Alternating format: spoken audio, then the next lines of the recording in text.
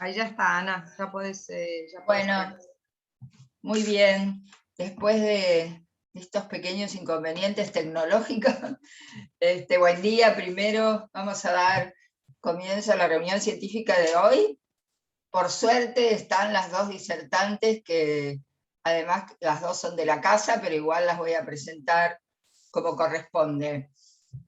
Primero va a hablar la doctora Débora Vinograd, que es psicoanalista, es médica especialista en psiquiatría, es miembro adherente de SAP y en la actualidad es supervisora de adultos de la Fundación Buenos Aires. Ella va a leer su trabajo, El cascabel a Tánatos, ¿no? Todo un título que nos va a contar de qué se trata.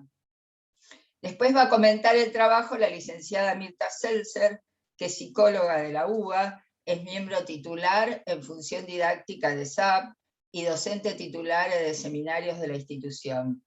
Es autora del libro La representación, de Editorial Polemos, es coautora del libro Del fragmento a la situación, del grupo 12, coordinado por Ignacio Leskovich, y que está por aparecer la tercera edición, desde ya les comento. Bueno, a ver qué más. Es autora de diversos artículos psicoanalíticos y de otros temas, y es miembro del grupo Capitalismo y Esquizofrenia, coordinado por Diego Sturbach. Como es de costumbre en nuestras reuniones científicas, luego de la exposición de las dos disertantes, vamos a tener un tiempo para preguntas y comentarios. Les pido, porque a veces no puedo ver toda la galería, que en reacciones abajo pongan levantar la mano y así les doy la palabra. Escuchamos entonces a Débora. Adelante, Débora. Bueno, buenos días a todos. Gracias por estar acá. Bueno, primero agradezco a la Comisión Científica que me haya dado la oportunidad de presentar este trabajo. También le agradezco a Mirta Seltzer que haya aceptado la invitación a comentarlo y también a sus sugerencias en relación a la primera versión del escrito. Y agradezco mucho a Silvia Calvet y a Estela Maris Otazúa por el lindísimo flyer que hicieron, porque fue un hallazgo la foto de fondo que encontraron, que es la foto de una de las versiones de Tánatos, que se encuentra ahora expuesta en el Museo Británico y es del siglo IV a.C., que se encontró en el Museo de Artemisa en Éfeso, Grecia. Así que bueno, comienzo con la lectura del trabajo. El cascabel a Tánatos. ¿Se va a compartir pantalla? Si vos querés ponerlo en la pantalla, Débora. No, yo no lo tengo. No lo puse, digamos. Ok. A menos si querés que yo lo ponga, trato de ponerlo. Sí, me parece, como vos prefieras. Sí, lo podés poner. A mí me parece mejor, sí. Dale.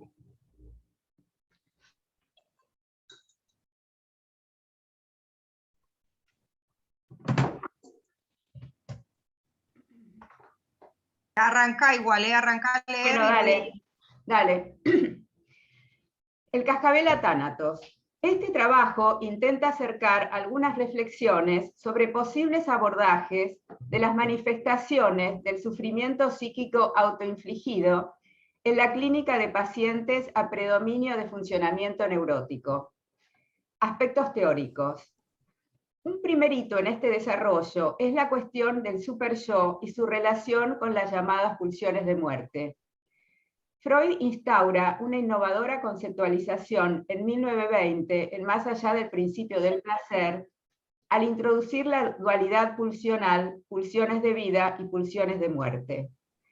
¿Por qué, a pesar de que es un texto en gran parte especulativo y abstracto, nos interesa este escrito? Pues la introducción de la llamada pulsión de muerte va coronando el edificio metapsicológico freudiano y proyecta luz sobre muchos hechos clínicos. El texto es una conjunción original que intenta ubicar lo que de una manera general se suele llamar lo negativo, destrucción, sadomasoquismo, odio, distintos modos de desinvestiduras, del lado de lo llamado pulsiones de muerte. Por supuesto, antes de 1920 hay múltiples momentos donde se hace referencia a manifestaciones llamadas agresivas.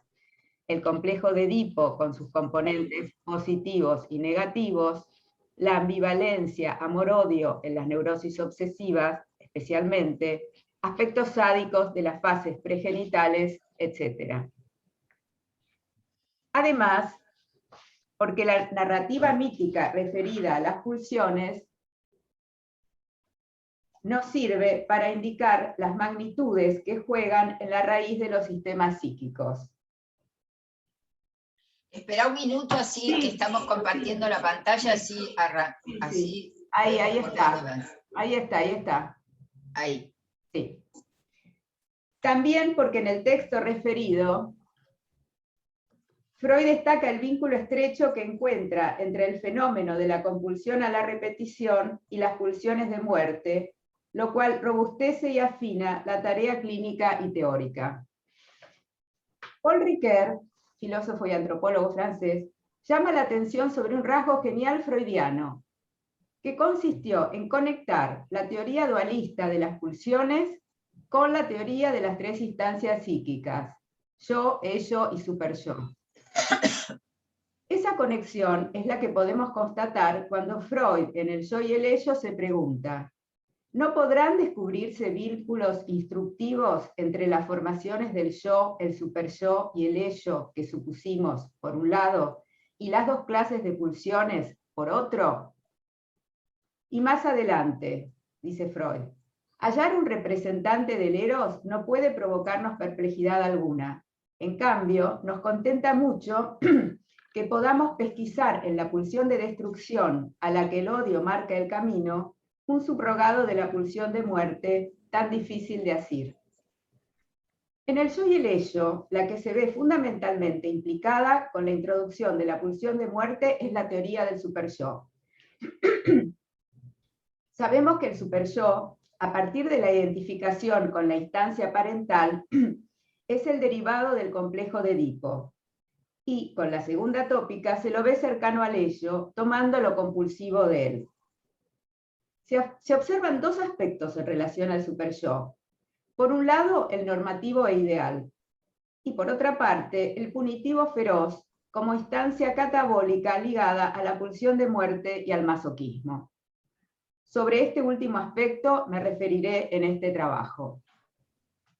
Conjeturamos un lugar estructural en la subjetividad para el sufrimiento autoinfligido, masoquismo y sadismo contra uno mismo.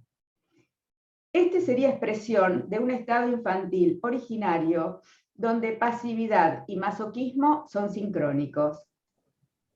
Jean Laplanche, siguiendo los lineamientos generales de la teoría traumática, plantea el vínculo entre la teoría de la seducción generalizada y la teoría del masoquismo. La teoría de la seducción afirma la inevitable prioridad del otro significativo en la constitución del ser humano y de su sexualidad. Un adulto que transmite un plus de mensajes al infans por estar comprometido por su propio inconsciente. La intervención del otro, necesariamente traumatizante, comporta obligatoriamente, sobre un modo menor muy a menudo, mayor a veces, el elemento de fracción característico de un dolor.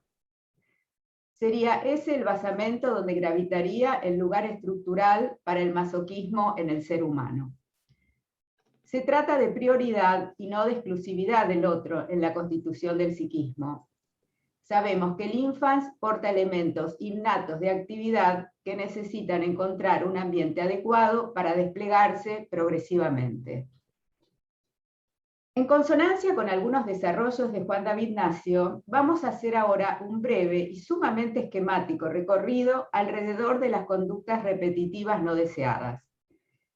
Las mismas, expresadas en conductas compulsivas, distintos episodios de fracaso, adicciones, acciones sintomáticas, pueden ser pensadas como las irrupciones de un magma de protoemociones ocurridas en la infancia, producto de traumatismos y o microtraumatismos acumulados en el tiempo. El infans, inmerso en esos traumas o microtraumas, también sintetizados por el autor anteriormente citado, como de maltrato, abuso o abandono, quedó sumido en una paralizante sobrecarga de estímulos que su yo no ha podido representar ni asimilar. Ese magma de protosensaciones, mezcla de parálisis, espanto, horror, dolor, y también pasibles de ser capturadas placenteramente, al que podríamos denominar con el término lacaniano de goce, ha quedado fuera del comercio asociativo, y eso es lo que irrumpe en el presente bajo el modo de las repeticiones. En íntima relación con lo anterior, es que se podría pensar la idea de activación de huellas no evocables, solidarias con la temática de la decisión estructural del psiquismo, que Rubén Zuckerfeld y Raquel Sonis de Zuckerfeld estudian en relación a las irrupciones en el psique-soma. Retomando el sesgo del superyo, en esos lugares de maltrato, abuso o abandono, se habrían erigido fijaciones susceptibles de ser tomadas masoquísticamente, que pugnan por expresarse bajo distintos modos.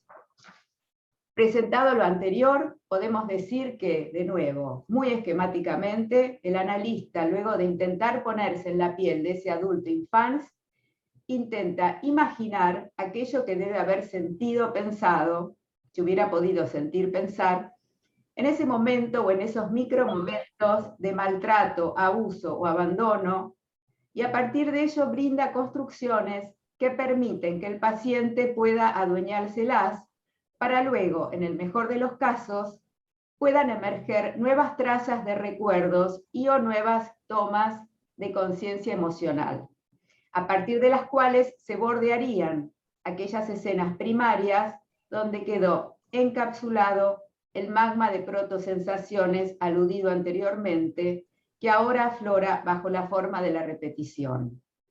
El espacio transferencial posibilita que aquello que se repite se integre al yo y se vaya disolviendo, es decir, que se sigan multiplicando representaciones como así también distribuyendo cargas.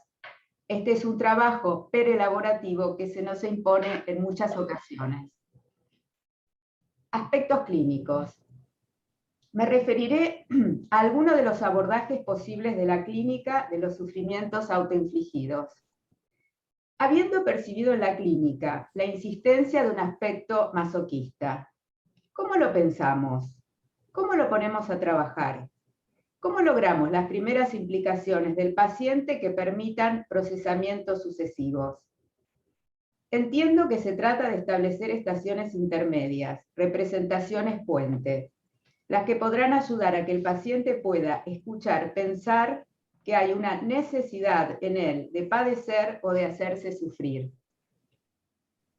Mayor implicación que se irá logrando en la medida en que el paciente se vaya percatando de que el síntoma persiste, dado que está fijado a un padecer al que no puede renunciar, y que aquello que se repite de conductas, estados afectivos o de situaciones ligadas a fracasos es lo no integrado en su interior. El pasaje desde el paciente que padece un síntoma hasta el paciente implicado en ello y que asocia no va de suyo. Hay que construir esa transición. Luego vendría el trabajo propiamente perelaborativo. Retomando las preguntas que planteaba anteriormente, creo que un abordaje posible ante lo que se percibe como situaciones gozantes son los señalamientos, interpretaciones, los que ocupan un lugar privilegiado.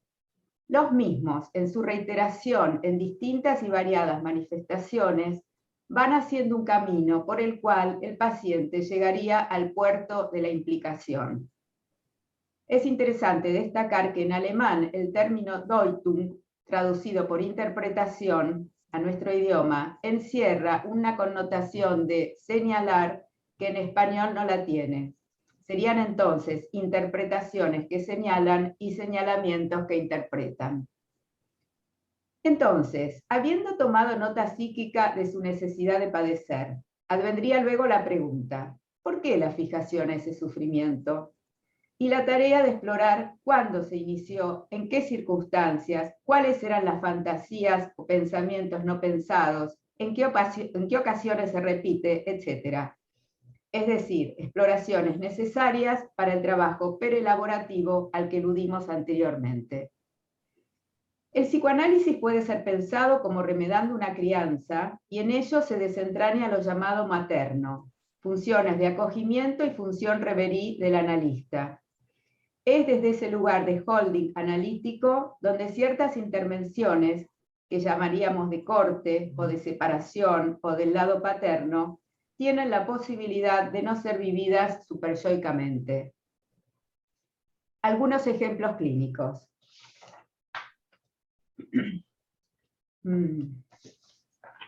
Mariela se lleva bien con su marido y sus hijos adolescentes. No obstante, suele tener episodios muy sufrientes en los que piensa en separarse. Ocurren cuando al llegar a su casa se encuentra con un desorden que le resulta intolerable. Considera que el marido y los hijos no respetan la división de tareas que juntos establecieron. Esto le provoca intenso enojo y sufrimiento. Con Mariela hemos ido trabajando en distintos momentos lo siguiente: desplazamientos de otros desórdenes, tanto propios como ajenos, que acontecen en su lugar de trabajo y que inciden negativamente en su crecimiento profesional. La sensación de afrenta narcisista a la que se ve expuesta, pues su marido en el hogar es el que impondría el modo de hacer las cosas. Cómo lo actual remite a estados propios de malestar sufridos en la infancia, debido a estados depresivos de su madre, en los que se desinteresaba del mundo, de Mariela y de las tareas domésticas, etc. En la sesión que comento, Mariela hablaba de que le había ido muy bien ese día, pues había cerrado la mejor operación inmobiliaria en todo el año, llegando a su casa contenta y con ganas de festejar. Todo se derrumba en el instante en que abre la puerta y encuentra la casa desordenada. Inmediatamente despliega su dolor quejoso. Fue ostensible cómo la representación del malestar eclipsó al bienestar por el que transitaba. En principio, ese fue el punto que trabajamos en la sesión, que se generaba espacios de sufrimiento, que algo insiste en ella en no dejarse estar bien. Como dice Freud en El yo y el ello, no quiere renunciar al castigo de padecer. Este tipo de intervención, señalamiento, profundizó líneas fructíferas de trabajo. A pesar del cuidado que hay que tener con el uso de fórmulas, creo que ciertos señalamientos como ¿cómo se repiten esos sufrimientos, no? O algo en usted insiste en pasarla mal. Escuchar en transferencia y no desde el peso de admonición superyoica puede ser muy revelador. Otro caso. Julio es un hombre de 50 años, está hace 4 años en tratamiento. Es socio con su padre de una empresa económica con varias sucursales. Julio expresa que hay una franca rivalidad entre ellos y lo describe como que el padre muy intrusivamente obstaculiza, boicotea decisiones tomadas entre ambos, mandando contraórdenes a los empleados que lo dejan a Julio mal parado. Julio todavía no ha podido contarle a su padre que recientemente inició los estudios universitarios en producción de alimentos, proyecto pendiente que era fuente de padecimiento desde hacía muchos años. Según Julio, el tener un título universitario le produciría al padre, quien no tiene ese título habilitante, una gran ambivalencia. Comienza la sesión enojado, relatando que el día anterior ocurrió otro episodio donde se sintió maltratado por el padre. Dice sentirse como una mujer golpeada. Este dicho lo sorprende. También comenta que ese día se había propuesto estudiar porque tenía un examen por la noche y que se encontró agregando tareas laborales para no hacerlo. Le digo, esa es la mujer golpeada en vos, la que se deja renunciar a lo que se había propuesto, estudiar. Para Julio, el punto de sometimiento estaba en que se dejaba molestar por el padre y permitía de ese modo que obstaculizara la ejecución de tareas en la empresa. Me pareció necesario cambiar el eje de la cuestión. El aspecto mujer golpeada en Julio era el no poder sostener su deseo de estudiar. Esta disminución del despliegue de sus capacidades y creatividad era la expresión de un aspecto de sometimiento masoquista, ligado, entre otros, a la culpa inconsciente de ir más allá de su padre. Sus quejas en relación a la mala relación con este último cumplirían la función de encubrir ese otro aspecto tan central. El caso de Julio, en lo relativo a sus limitaciones al crecimiento personal, las escucho bajo la constelación de ideas, no solo referidas al mito edípico, sino a las que giran alrededor de lo intolerable de ir más allá del padre, super yo mediante, que abrevan, entre otros lugares, en el mito de la horda primitiva, el parricidio, que es la que Freud da como fundamento de una culpa primordial.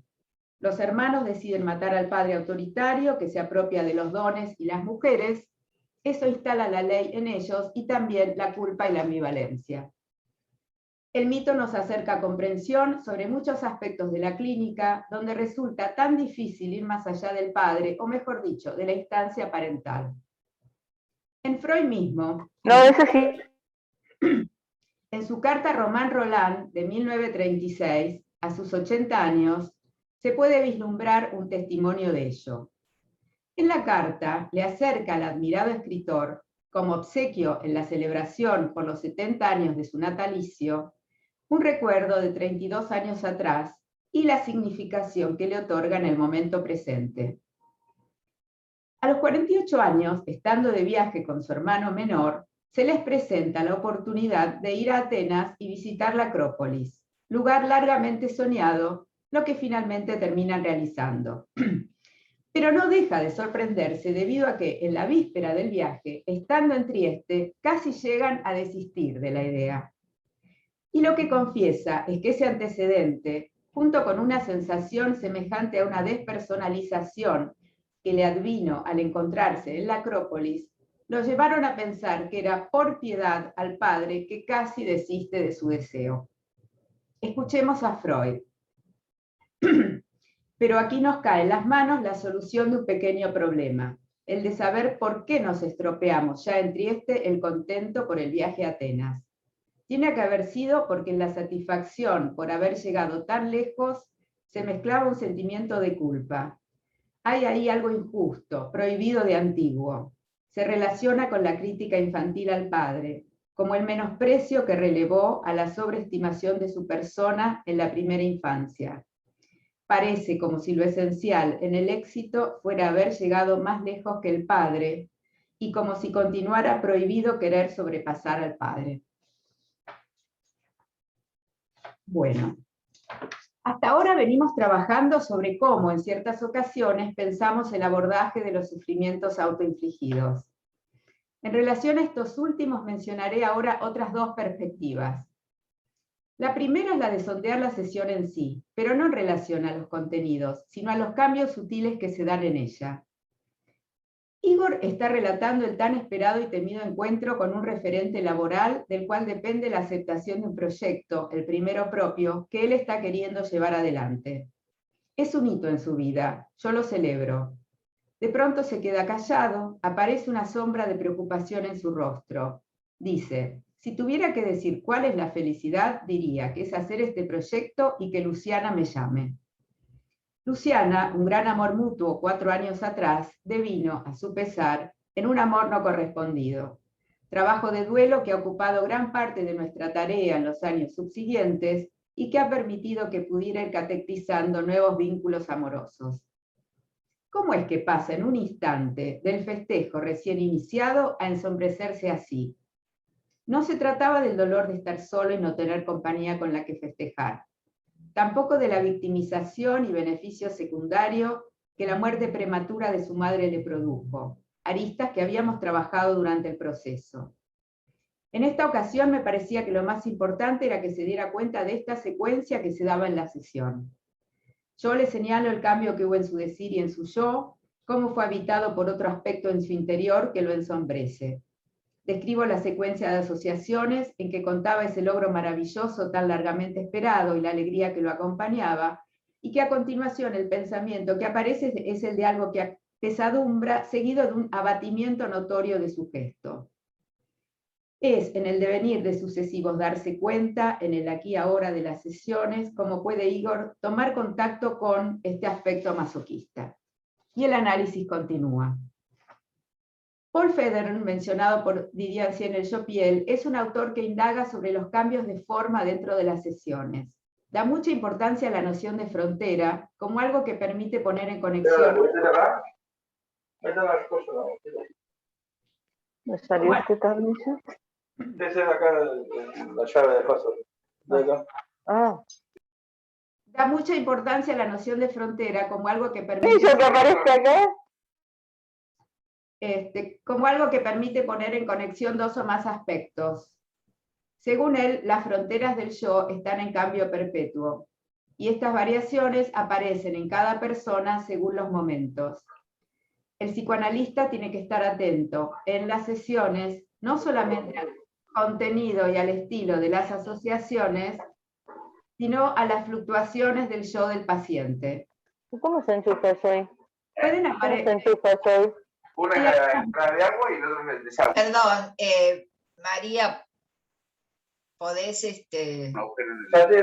silenciar porque no sé quién es. Por favor, ¿alguien está interfiriendo que está con el micrófono abierto? Porque si se enchufa atrás, que ocupa lugar. ¿Vos ves quién puede ser, María? El administrador puede silenciar a todos. Me Por parece eso. que es Liliana Pudín. Claro, para pedirle, por favor, Ahí no sé. está, lo pude hacer. Ahí está. Bueno, perdón, Débora. No hay problema. Según él, Adelante. las fronteras del yo están en cambio perpetuo, y estas variaciones aparecen en cada persona según los momentos. El psicoanalista tiene que estar atento en las sesiones, no solamente al contenido y al estilo de las asociaciones, sino a las fluctuaciones del yo del paciente. Tiene que localizar los momentos en que éstas sobrevienen y desarrollar en el yo del mismo una conciencia suficiente de las modificaciones de las fronteras en su propio yo. Es lo que el analista percibe del paciente en sus tonos, expresiones, modulación, intensidad de voz, gestualidad, silencios y secuencias de ellos. Esto se aplica en los momentos en que, en la sesión, el paciente pasa de expresar un estado de dolor, genuina reacción frente a la pérdida de objeto, a un estado en el que está bajo el apremio, fugazmente infiltrado, de la necesidad de padecer. La segunda perspectiva, para explorar los sufrimientos autoinfligidos es, junto con Christopher Bolas, el trato que los pacientes se dan a sí mismos. El sujeto se habla a sí mismo, se amenaza, se culpa, se castiga, se felicita, se quiere, en un diálogo interior, expresión de un proceso parental internalizado que trata al self como objeto. De ahí la fecundidad de explorar los modos de trato consigo mismo, cómo se habla durante el día, cómo se acompaña o no, cómo se tranquiliza o no, etc. Las mismas exploraciones se aplican a los sueños. Hugo Bleichmar habla de la modificación terapéutica del superyo. Se trata en principio de que el analizando pueda tomar contacto con el odio que siente hacia sí mismo, que pueda darse cuenta que ese odio precede a cualquier infracción real o imaginaria que sirve para justificar ese odio, enunciados superyoicos. Se trata de dejar al descubierto al sujeto de la enunciación, es decir, desde dónde se habla el paciente, desde qué lugar de crítica, de hostigamiento hacia sí mismo. Antes de finalizar, quisiera referirme a una distinción freudiana en relación al sadismo y al masoquismo, que pretende aportar claridad en relación a los matices que podemos encontrar en la clínica. Freud, en el problema económico del masoquismo, dice: pero si lo estudiamos más de cerca, notamos bien la diferencia que media entre esa continuación inconsciente de la moral y el masoquismo moral.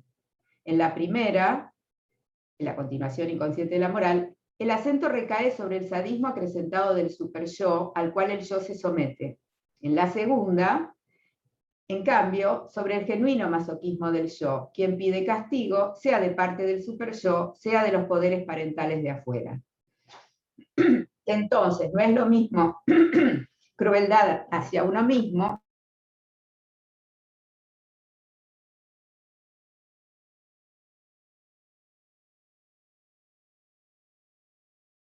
Te cortaste la voz, Débora, estás sin micrófono. Entonces, ¿desde dónde? Entonces, no es lo mismo crueldad hacia uno mismo, sadismo del superyo, que necesidad de castigo, masoquismo del yo. También hay un matiz entre hacer sufrir al objeto dentro de uno mismo y hacerse sufrir uno mismo. Joaquina suele tener el impulso de sacarse puntos negros o barritos en la cara hasta el punto de lastimarse seriamente. Algunas veces la fantasmática remite a agredir violentamente a la madre, otras a agredirse a ella misma con violencia, así como también a veces es ella recibiendo pasivamente el castigo. Para concluir, he querido destacar un aspecto de nuestro trabajo que es intentar, de todos los modos a nuestro alcance, que Tánatos se nos contrabandee lo menos posible en lo que escuchamos, percibimos de nuestros pacientes. Y hay unas notas al final, que las leo. La número 1, bueno, que aclaraba que de interpretaciones que señalan y señalamientos que interpretan es autoría de la doctora, en realidad, no Mick Windaus. Y la nota 2, la que dice que Horacio Echegoyen, en su libro Los fundamentos de la técnica psicoanalítica, menciona la clasificación de Siegfried Bernfeld sobre la interpretación psicoanalítica, y para este autor habría 3 tipos de interpretaciones: la finalista, que apunta a las intenciones inconscientes del sujeto; la genética o reconstructiva, que sería el método fundamental del psicoanálisis, que se propone la reconstrucción de los procesos psíquicos ocurridos en el pasado; y la funcional, que es la que me resulta especialmente interesante, ya que apunta a discernir el papel que cumple determinada acción en una persona, para qué le sirve. Se trata del valor de un fenómeno en el marco de una totalidad. El caso de Julio lo ilustra de algún modo. Bueno, muy bien, muchas gracias, Débora. Ahora vamos a darle la palabra, y espero que la pueda tomar, a Mirta Seltzer. A ver, Mirta, si te podemos escuchar. No tenés micrófono habilitado, Mirta. ¿Me escuchan? Sí. ¡Wow! Bueno. Vamos todavía. Sí. Ante todo, bueno, estoy muy contenta de que Débora haya presentado un trabajo tan lindo, tan cuidado y tan importante. Y es un honor para mí que ella me haya elegido como su comentarista, porque nos queremos, ¿no? Digo, nos conocemos desde hace mucho y nos queremos. Bueno, voy a tratar de leer hasta donde pueda lo que preparé para sostener el trabajo de Débora, y la tesis más importante, que la quiero leer para recordarla, que es la siguiente, porque ella toma toma una tesis y la refrenda con muchos autores, ¿no es cierto? Entre ellos a Rubén y Raquel Sonis, que son nuestros. A ver, la quiero encontrar. Dice, y referida al masoquismo, ¿no? Dice, hablando del super yo, que hay una parte que es la punitiva, feroz como instancia catabólica ligada a la pulsión de muerte y al masoquismo. Y viene la tesis. Sobre este último aspecto me referiré en este trabajo, el masoquismo. Conjeturamos un lugar estructural en la subjetividad, subrayo subjetividad por algo que voy a decir enseguida, para el sufrimiento autoinfligido. Este sería expresión de un estado infantil originario donde pasividad y masoquismo son sincrónicos. Y después toma a Laplanche, a Nacio, a Rubén, y después nos invita a tener intervenciones clínicas de una manera en la que el analista, luego de intentar ponerse en la piel de ese adulto infante, intenta imaginar aquello que debe haber sentido pensado. Si hubiera podido sentir y pensar en ese momento, o en esos micromomentos de maltrato, y a partir de ello brindar construcciones, ¿no? Repite el ma infantil, y luego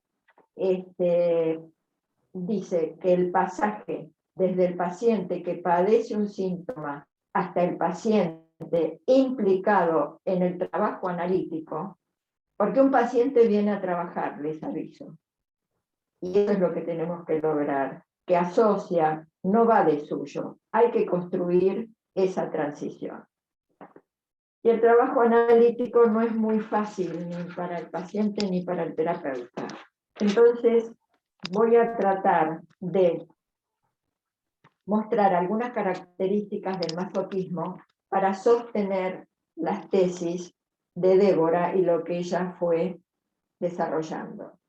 Ante todo, más allá del principio del placer, que es para mí más genial de Freud, en donde se ve todo su genio, toda su especulación y que va justamente más allá de lo psíquico, distingue entre pulsiones de vida y pulsiones de muerte, eros y tánatos. Pero la distinción más profunda que deberíamos hacer, siguiéndolo a Ricardo Abenburg, es entre las pulsiones de destrucción y el instinto de muerte. Las pulsiones de destrucción están en el inconsciente entreveradas con las de vida. Solo así se puede presentar tánatos. Freud presenta esta unificación como el reverso del principio del placer, porque en el inconsciente no existe el no, la negación. Entonces, los contrarios coinciden. Instinto de muerte es tánato en estado puro. En este estado puro no hay vida psíquica, no está. Tánatos es silencioso, es mudo, y para nosotros muy artero, muy artero. Pero es fundamental que lo hablemos. Por eso me parece tan importante el trabajo que presenta Débora. Es fundamental que hablemos para todas las cosas, para nuestros pacientes, para nosotros, para la vida social, para las elecciones sociales que hacemos. Y solo hablamos de él de manera especulativa, tal es su trascendencia. Este es el problema y el desafío frente al que nos pone Débora. Si es tan silencioso, ¿quién le pone el cascabel? ¿No? Entonces, voy a mostrar algunas características para detectar elementos de la configuración masoquista en los pacientes, sobre todo de Débora, espero no tentarme con pacientes míos, en nuestros propios pacientes, para que lo vayan pensando, y en nosotros mismos, porque como dice nuestro Rafael, nadie está exento, por más cocardas y psicoanalíticas que nos pongamos en nuestros trajes psicoanalíticos, nadie de nosotros como personas es exento. Y si nos pasa que detectamos algo de esto, sabemos lo que tenemos que ir a hacer, corriendo a tirarnos al diablo. Y voy a decir estas características para ver si al detectarlas en nuestro consultorio podemos ponerle algún cascabelito a tánatos, como nos dice Débora. ¿Qué operaciones tiene? Voy a hablar del masoquista, aunque no sea específica, porque esta configuración atraviesa toda la nosología, ¿no? ¿Qué operaciones tiene el masoquista? La operación del masoquista consiste en denegar la legitimidad de aquello que es. Es así, pero él no lo legitima. Para eso sirve la denegación. Denegación quiere decir que lo ve, pero que no se inscribe psíquicamente. Por eso subrayé la palabra subjetividad en lo que dice Débora. No hay algo inscrito psíquicamente. Se lo reconoce, pero no. Lo deja en suspensión, lo neutraliza para neutralizarlo, eso que es, no tiene importancia, desviarlo y abrir nuevos horizontes. Freud apela al fetiche, que es una imagen congelada para el conjuro de, digamos, incómodos descubrimientos, ¿no? El fetiche capta el último momento en el que era posible todavía creer. Se neutraliza para abultar un ideal, que es el fetiche mismo, que tiene mayores derechos que el real. Este es el espíritu jurídico de la constelación masoquista. La dignidad del masoquismo es el frío que lo envuelve todo, porque miren el paciente de Débora, que no le dice al padre no sé cuánto tiempo, hay que tener frialdad para eso, ¿eh? Lo maternal, sentimental, digamos, aparece, lo que más aparece, y lo severo. Mirta, ¿podés repetir esto último? Porque se corta un poquitito, ¿sabes? Si podés repetir esto Lo último. frío que envuelve todo, lo maternal como sentimental y lo severo. En última instancia, no hay masoquismo sin fetichismo, no hay masoquismo sin denegación y suspensión. Voy a saltear esto porque nos quedamos sin tiempo. ¿Qué le ocurre con las figuras del padre y de la madre? El masoquista se siente culpable, se hace maltratar y expía. Se transforma en él, digámoslo así, en algo sin poder, sin poder. En miniatura, porque su fórmula llamativamente, sorpresivamente, es el padre humillado. El poder humillado, el empequeñecimiento del poder. Cuando el masoquismo comienza, ya se produjo el triunfo del poder sobre el poder. Si llamamos poder a la figura materna, el movimiento consiste en idealizar las funciones de las madres malas, trasladándolas a las madres buenas. Bueno, lo hacía por mi propio bien, ¿no? A lo Alice Miller. Mi mamá lo hacía por mi propio bien. Me pegaba pero poquito, más me pegaba mi papá, que era más severo, en fin. En este orden simbólico tenemos que tener cuidado, porque la madre se confunde con la ley. No es lo mismo que identificarse con la madre, no, sino que es el simbolismo a través del que la madre se expresa. Es decir, en el simbolismo del masoquista está la madre expresándose, denigrando al padre, por ejemplo. Ahora, ¿cómo hace el masoquista? ¿Cómo evita? ¿Cómo huye del retorno de la realidad, de la posible potencia del padre, o de otro poder que el de la madre, o de la falta de poder de la madre? En fin, le pegan, lo humillan, pero al padre. Ahora, ¿cómo evita? Por un elemento indispensable que enseguida lo vamos a ver, que se llama el contrato. Él hace un contrato que le otorga derechos. Lo vemos claramente en Mariela, ¿no? Otro punto del masoquista son las fantasías, es su arte. Y en las fantasías está la espera y la suspensión, que le pertenecen. Esa es su realidad. Espera el placer como algo retrasado, porque primero tiene que venir el dolor. Así, posterga el placer el tiempo necesario para que el dolor esperado aparezca y dé permiso al placer. Esta es la angustia masoquista. Lo vemos en Igor, un sadismo que no es el sadismo del sádico, justamente cuando Débora le festeja y aparece el dolor de lo que no tiene, ¿no? Entonces, la constelación masoquista sería, primero, la denegación de la realidad que lo hace deslizar hacia las fantasías. Segundo, la suspensión o la neutralización que lo introducen en el ideal. Tercero, la espera, que es la temporalidad de la fantasía. Cuarto, el fetiche como objeto de la fantasía. ¿Sigo?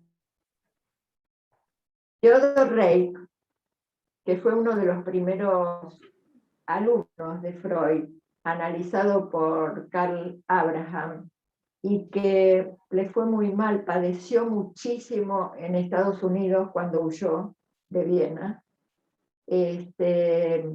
porque no le daban lugar en ninguna congregación psicoanalítica legítima, digamos, ¿no? En ninguna sociedad psicoanalítica, porque era psicólogo, no era médico.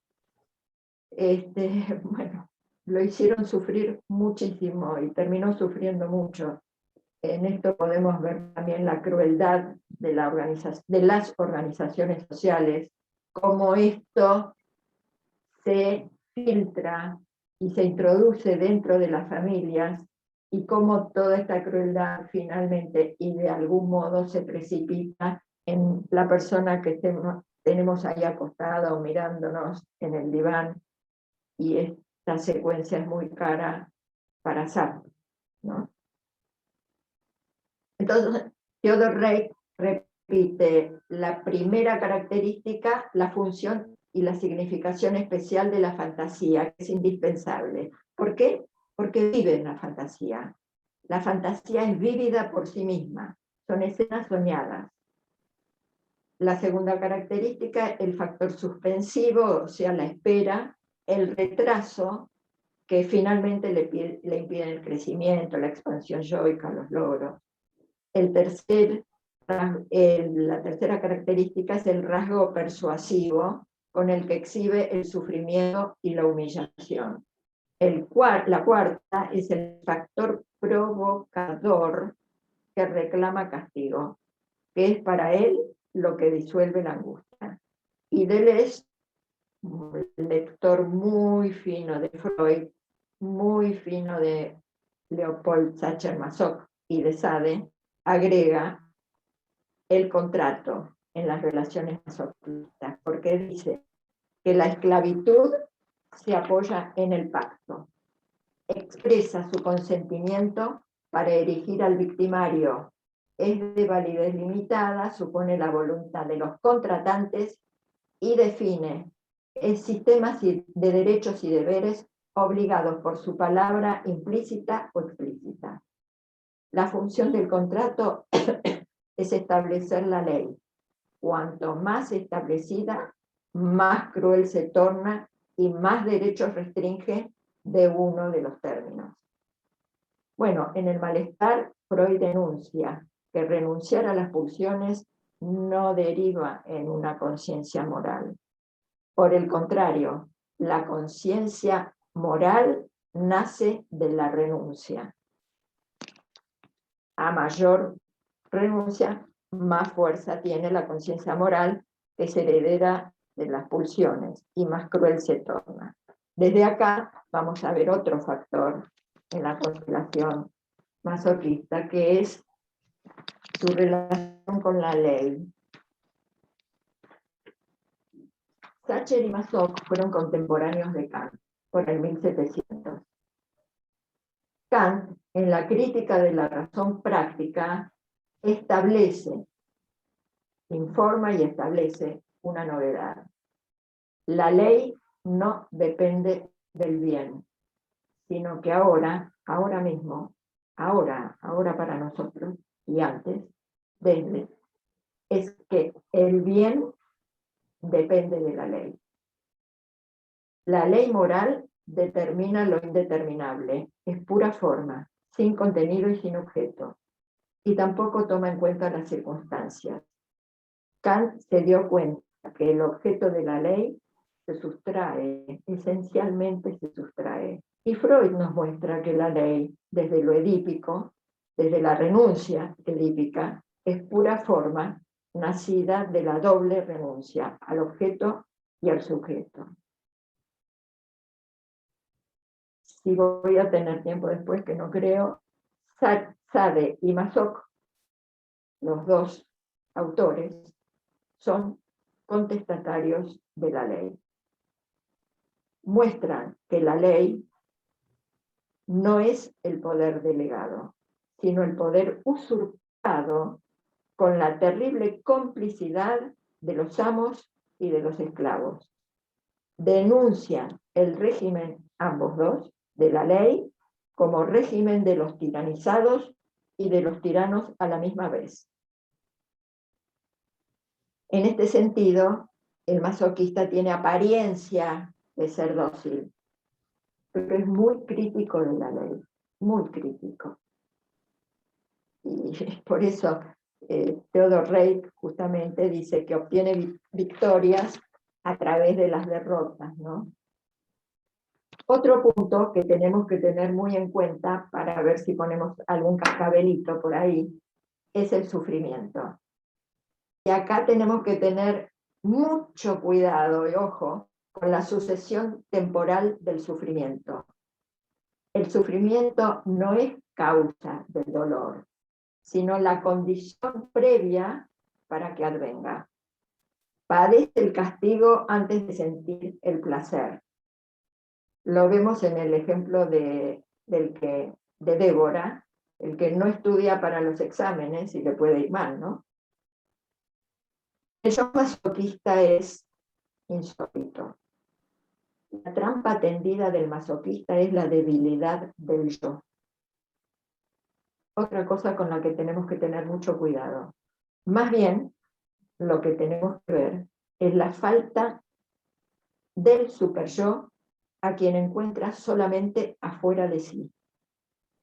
El sádico no tiene más yo que en su exterior, por eso es tan apático, padece los dolores que le inflige a la otra persona, pero es un pseudo masoquismo, no es el masoquismo del masoquista.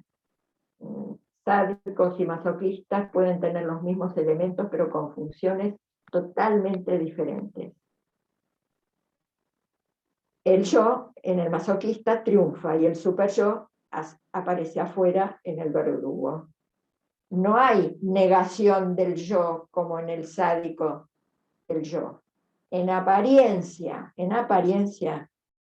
el super yo tiene el poder de juzgar y sancionar, pero es un disfraz para transformarlo en objeto de maltrato y humillación. Es insólito esto, porque es otra lógica de la que estamos acostumbrados. El triunfo del yo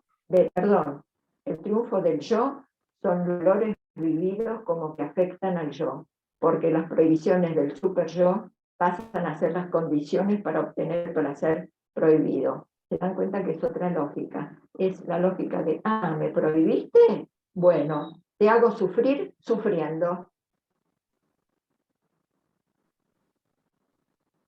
El último punto es la desexualización y resexualización.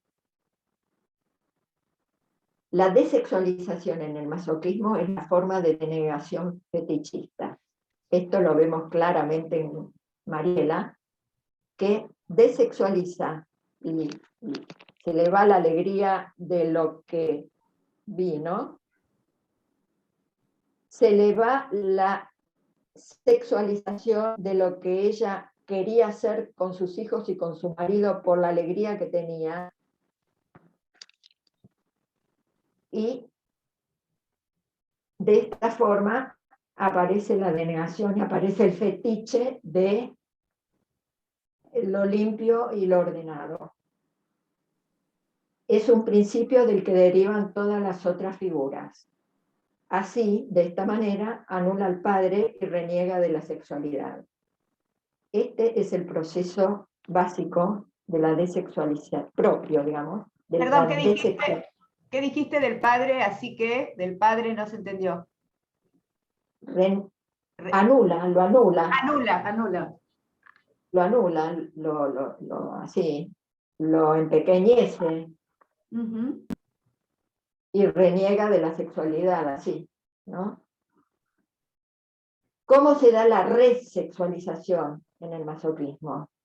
Se da dentro del yo narcisista, mirando su yo ideal. Todo ahí en la fantasía. Por eso Reik considera la fantasía como prácticamente el lugar de origen del masoquismo. Bueno, hasta acá, pero para finalizar voy a repetir de otro modo lo que Débora misma propone para el trabajo de esta constelación. Voy a decir que el masoquismo es la historia que cuenta cómo fue destruido el superyo, por quién y los resultados de la destrucción. Hasta acá, Ana.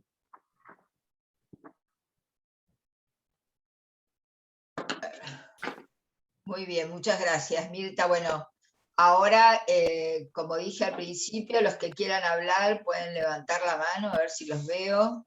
Voy a poner vista de galería y cualquier cosa me podés ayudar, María, si no veo a alguien.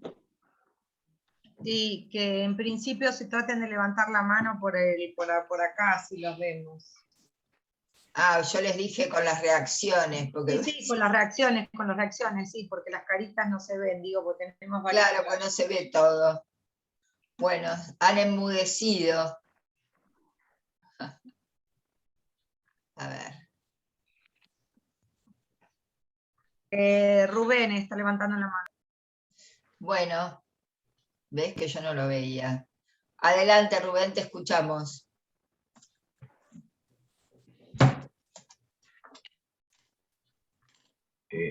Bueno, buenos días a todos.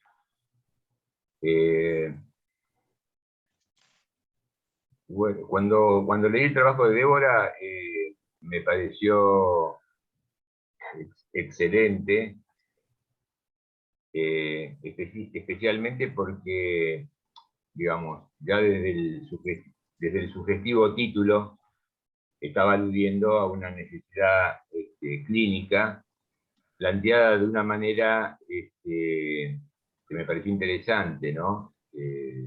La popular frase de ponerle el cascabel al gato, en este caso llevada a ponérsela a Tánatos. Voy a hacer brevemente dos o tres pequeños comentarios, pero sobre tres aspectos diferentes, ¿no? El primero es que indudablemente en la obra freudiana está plagada, bueno, plagada no, está desarrollada en función de varios mitos fundacionales, ¿no? Bueno, Edipo, Narciso. Cuando se plantea la famosa dualidad pulsional Eros-Tánatos, nuevamente Freud está apelando a la mitología.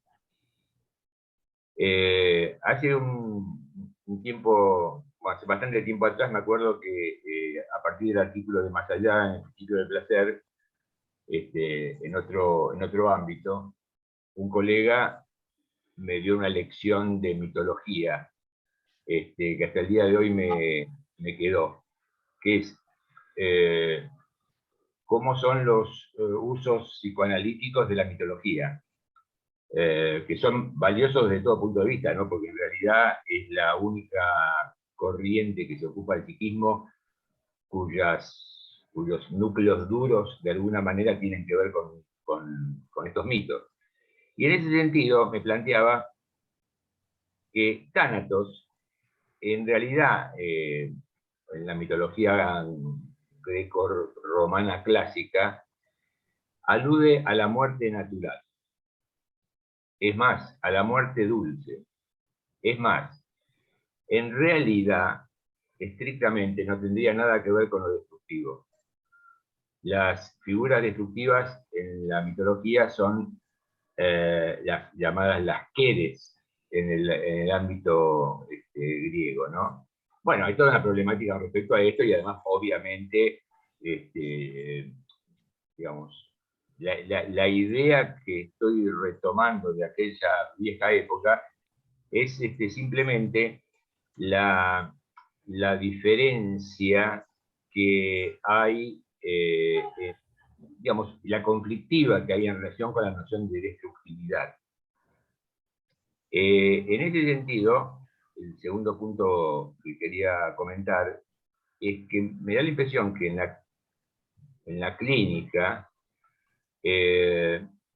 una línea es la del papel punitivo del superyo, o de ese, o como dijo Mirta al final, de ese superyo destruido en realidad, ese superyo que no ayuda, que no acompaña, que no cuida, que en términos generales implica procesamientos neuróticos, y en términos generales, aunque es muy complejo el abordaje clínico, su efecto es detectable, es más trabajable, es más procesable. No digo que sea fácil, pero lo quiero diferenciar de lo que yo entiendo más fuertemente como de las queres, o sea, lo más destructivo, que por definición lo entiendo aquello que está inefablemente separado del comercio asociativo, de la tramitación representacional.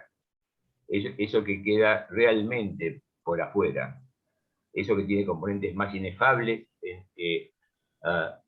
que no se ha inscrito como historia. De hecho, lo que llamamos el cindido, que puede recibir cualquier otro nombre, alude a esa condición donde se aloja el pasaje al acto, la expresión somática, y creo también, gracias al trabajo de lo que plantea Débora y algunas cuestiones que planteaba Mirta, sería algo como la sede de lo que estrictamente llamo destructivo, y autodestructivo, claro. Y después me interesó, bueno, con los casos clínicos y con las observaciones acerca, citando a esa autora que no conozco, del señalamiento interpretativo y la interpretación señalativa, o algo así, me pareció valioso en el sentido de que eso, más la observación de las fluctuaciones del yo, es una guía, es una guía y es una intervención cascabelina, ¿no? Es decir, en ese sentido me parece valioso remarcarlo, ¿no? Por otra parte, la denegación que señala, o que enfatizó Mirta, justamente es uno de los puntos más casi imposible.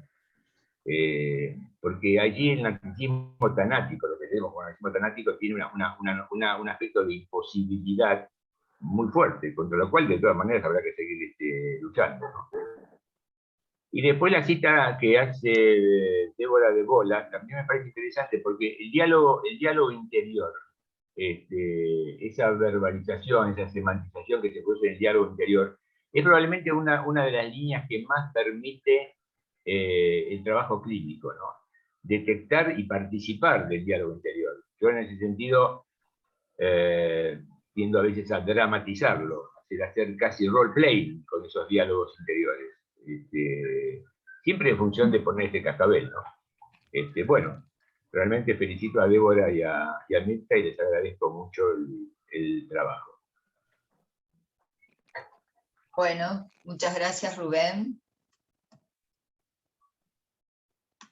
A ver, ¿quién más?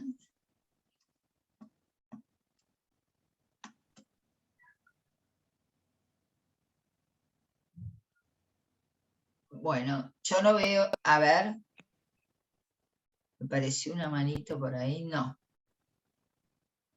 ¿Quieren hacer algún comentario a lo que dijo Rubén? Vicente levantó la mano. A ver, yo no veo. Yo levanté la mano. Perdón, no te vi, Vicente. De reacciones. Ah, no te veo. No sé por qué. Bueno, adelante, Vicente, perdón, no te había visto.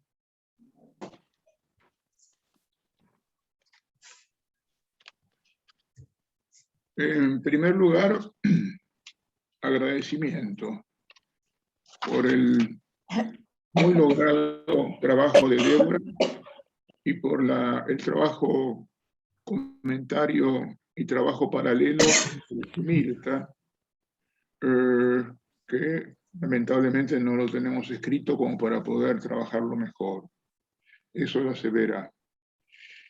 El trabajo de Débora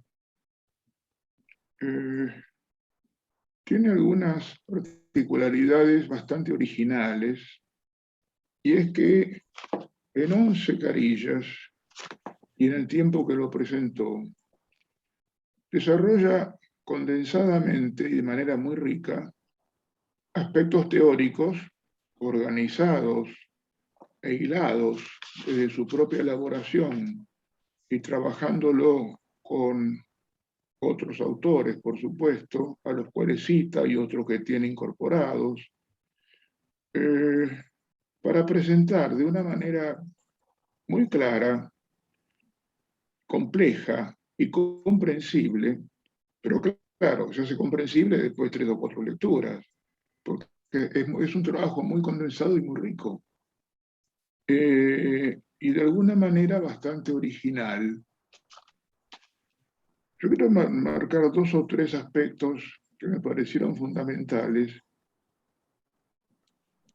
Primero,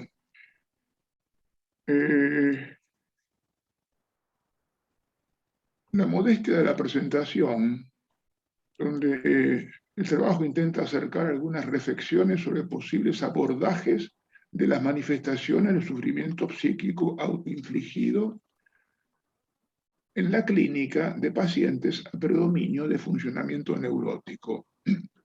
Esta selección hecha me parece muy clara, muy rigurosa y muy delimitadora de lo que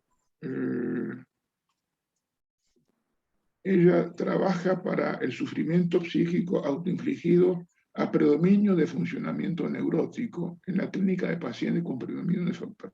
O sea, no son pacientes estructuralmente masoquistas, no son pacientes con estructuras perversas o border, son pacientes con estructuras predominantemente neuróticas que permiten estos juegos donde ponerle el cascabel a Thanatos aparece más lúdicamente posible y más lúdicamente realizable, pero con una actitud lúdica que juega con mucho conocimiento de causa y con muchos matices muy ricos.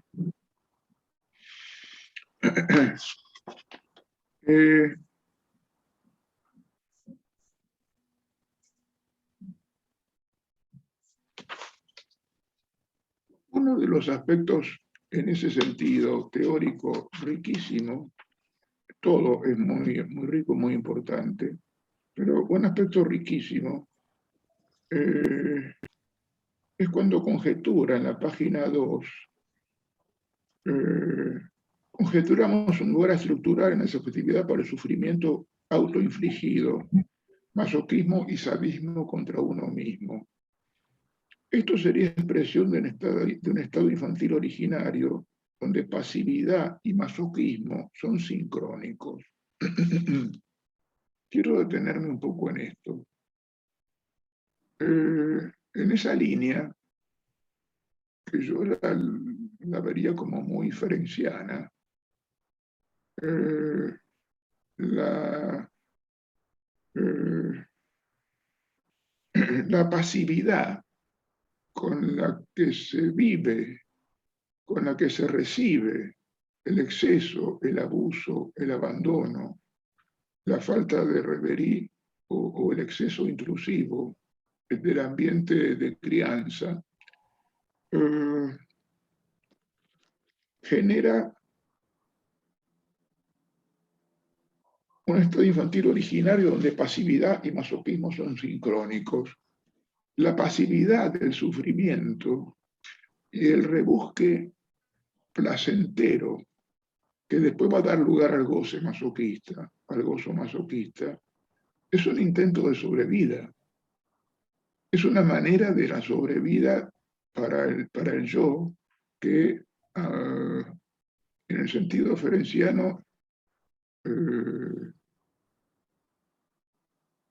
eliminaría, escindiría aspectos de su experiencia corporal que quedan congelados y no conseguidos, pero el sufrimiento se queda enganchado con el masoquismo, con el placer en ese sufrimiento. No se sabe de qué se sufrió,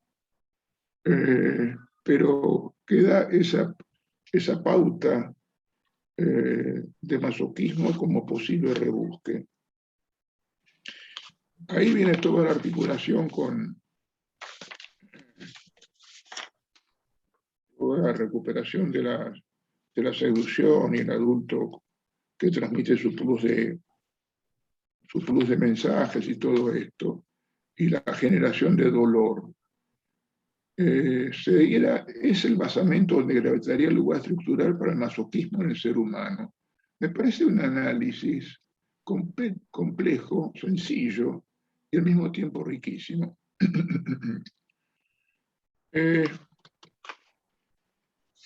Todo el desarrollo es muy claro, es muy denso, insisto, y los dos abordajes que hace de los aspectos clínicos son sumamente interesantes, porque en la primera parte, cuando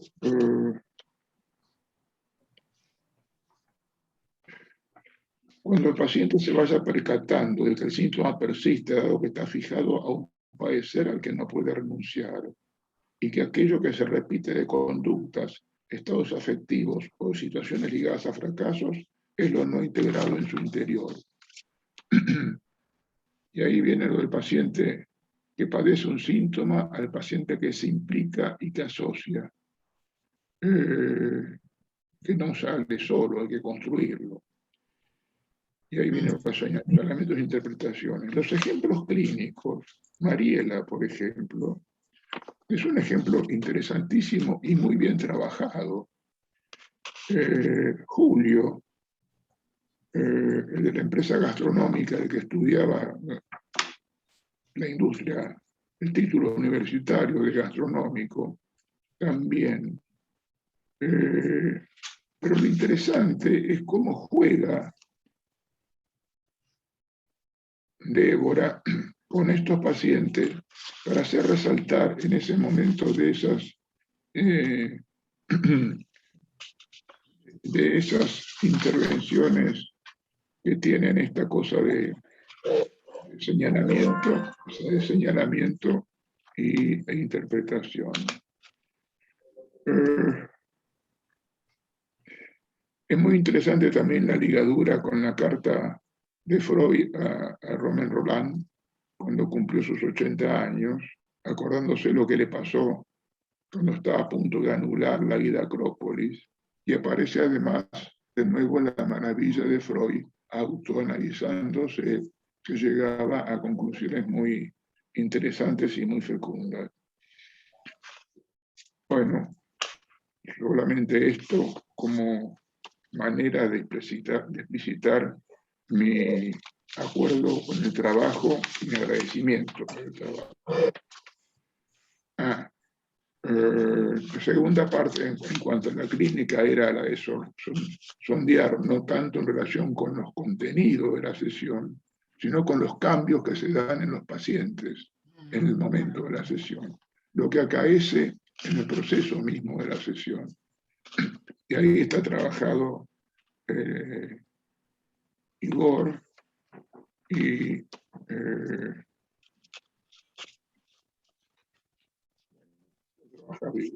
bueno, eso. Gracias, Débora. Gracias, Mirta. Bueno, gracias, Vicente. Ahora le doy la palabra a Lía Pistiner. Creo que es la que sigue, ¿sí? Adelante, Lía. Bueno, el trabajo tiene una temática muy interesante y muy difícil para nosotros psicoanalistas. Y me parece que también, tanto el trabajo como el comentario, tienen unas sutilezas clínicas. Una que acaba de mencionar Vicente, es la diferenciación entre el paciente que padece el síntoma y el paciente implicado, y todo el trabajo psicoanalítico que hay que hacer para hacer esa transición.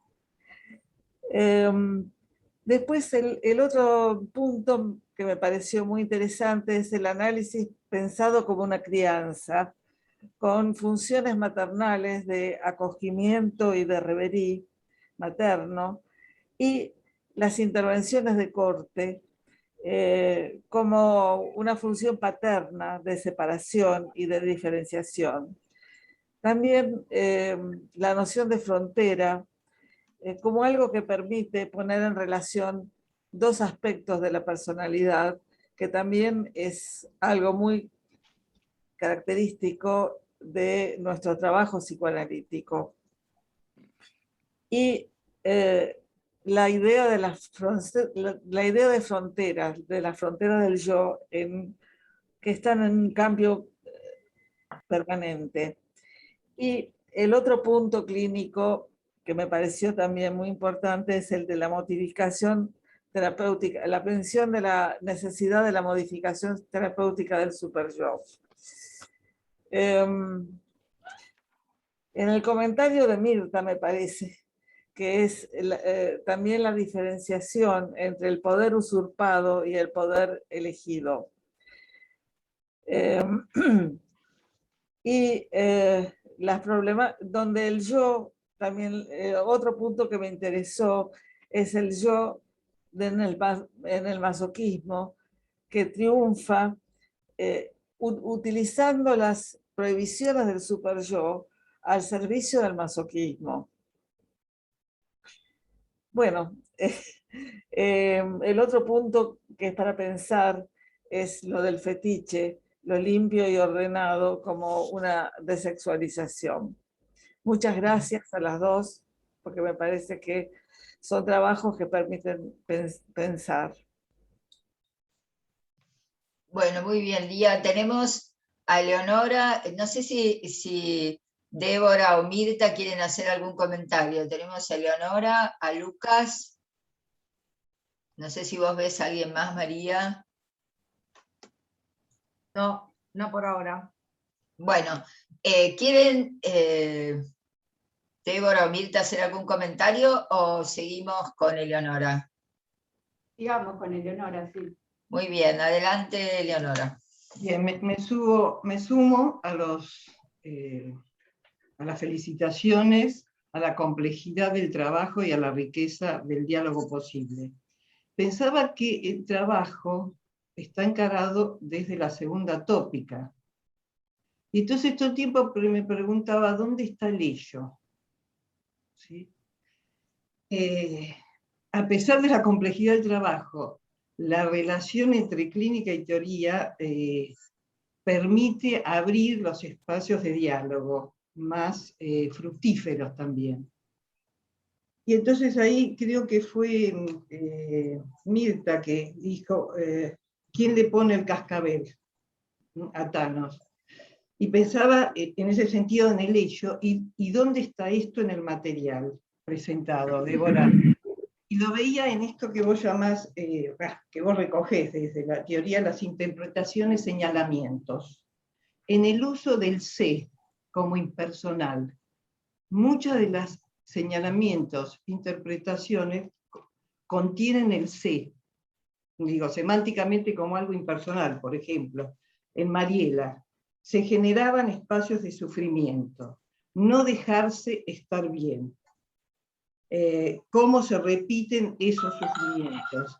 En Julio aparecía, esa es la mujer golpeada en vos, la que se deja renunciar. Digamos, varias de estas cuestiones son las que me invitaron a pensar, diríamos, esto, ¿dónde está la pata del ello?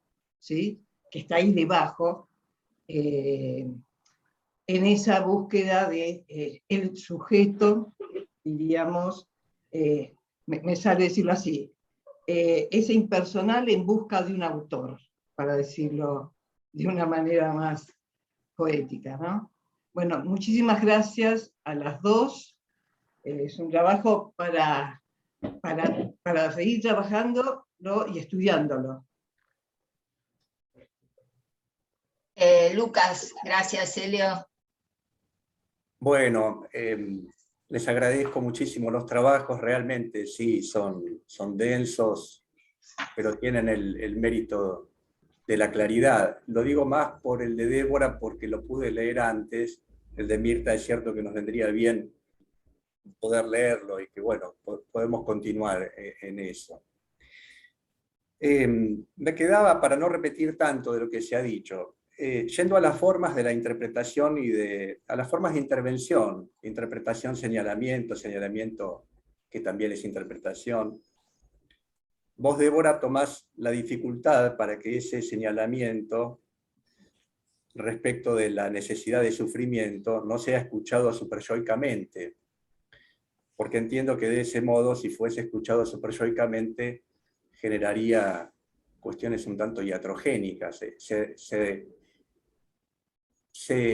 de alguna manera se pondría en acto una cuestión un poco castigadora. Y pienso que efectivamente es difícil, hace falta una repetición de secuencias. Me parece muy interesante lo de señalar las secuencias las secuencias de cambios climáticos en las sesiones, que realmente van mostrando, cuando se las puede rescatar,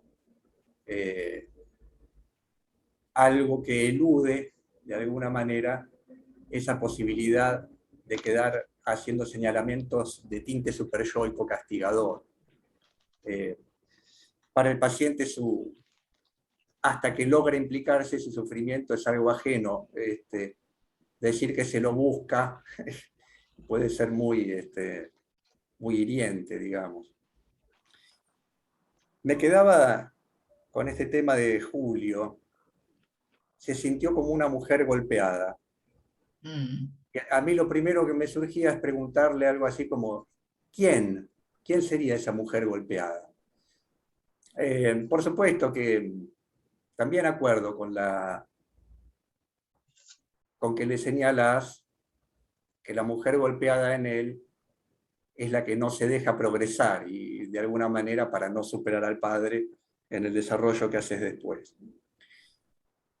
Pero pensaba en los aspectos identificatorios, cómo allí surgió también un cambio de clima, una sorpresa para él, que puede llevar a indagar en ese, será un objeto interno de él, un aspecto identificatorio, la madre frente al padre, digo para abrir el juego de posibilidades de indagación, que también ayudarían como a tornar visible y en ese sentido ponerle el cascabel, ¿no? Bueno, muchas gracias. Gracias, Lucas. ¿Alguien más está levantando la mano? No. Acá no. Bueno, ¿quieren hacer algún comentario? Débora, Mirta, Sí, mientras tanto. a ver. Débora. Bueno, en principio le agradezco a Mirta el trabajo, yo lo escucho por primera vez junto con todos, es un trabajo muy, muy bueno, muy condensado, un montón de cuestiones que después me gustaría retomar. Bueno, toda la cuestión de la distinción que también planteaba Rubén, ¿no? Entre lo que sería el instinto de muerte, las pulsiones de destrucción, Rubén en relación a la mitología, que claro, Tánatos es una figura de la muerte dulce, ¿no? Es el que le corta el mechón de cabello y acompaña a la persona muriente hacia el inframundo, ¿no? Pero es bueno, digamos, ¿no? Pero bueno, Freud lo toma Tánatos como símbolo del poder destructivo. Y todo lo de la destrucción es muy interesante, porque a mí me parece que Freud, y la denominación de masoquismo, porque Freud mismo en algún momento dice, hacia el final de sus trabajos, que en realidad el masoquismo es una aleación entre Eros y Tánatos, y que hay una destructividad pura. Y se la sigue llamando masoquista por costumbre, digamos, por tradición, dice algo así, pero que hay una destrucción que está fuera de lo que sería lo erotizado del masoquismo, la mezcla, ¿no? Porque él empieza a usar esta terminología que me parece muy interesante, que es la mezcla y desmezcla pulsional, ¿no?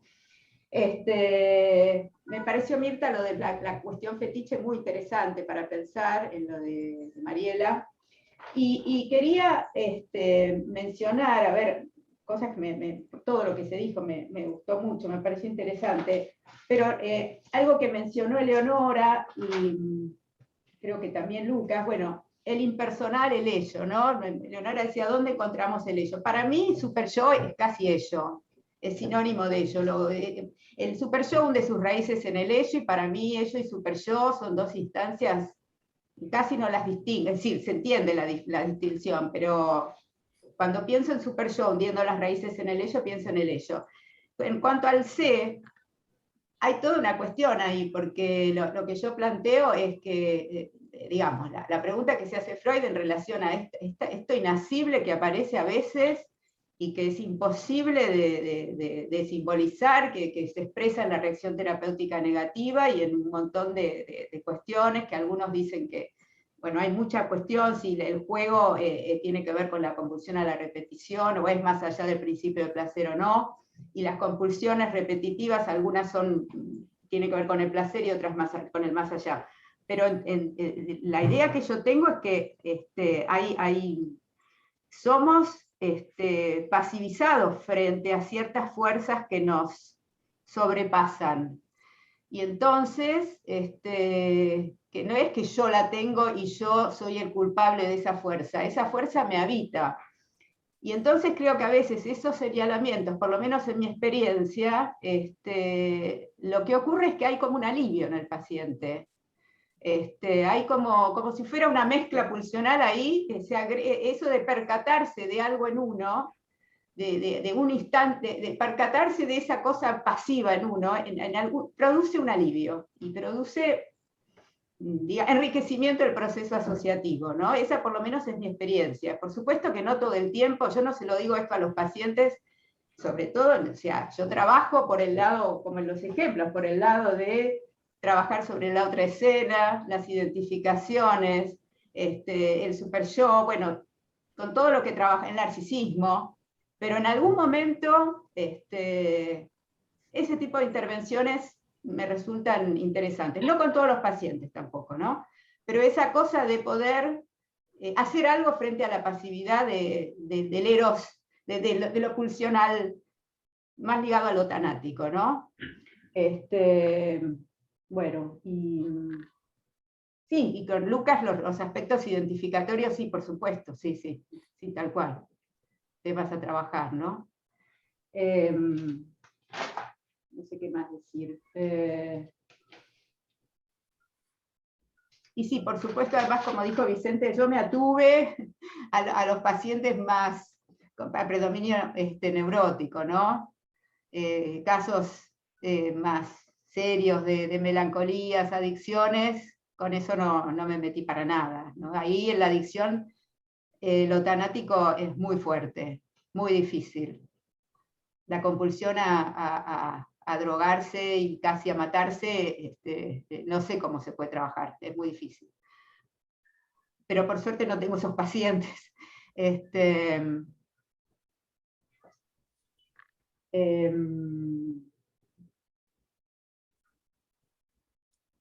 ¿Qué más? Interesante lo que tomás, Mirta, ¿no? De la moral nace de la renuncia, ¿no? Y que el bien depende de la ley, ¿no? Y me gustaría preguntarte cosas, Mirta. Por ejemplo, de la trampa del masoquista es la debilidad del super yo, que pareciera como distinto a lo que yo por ahí planteo, ¿no? La fuerza del super yo.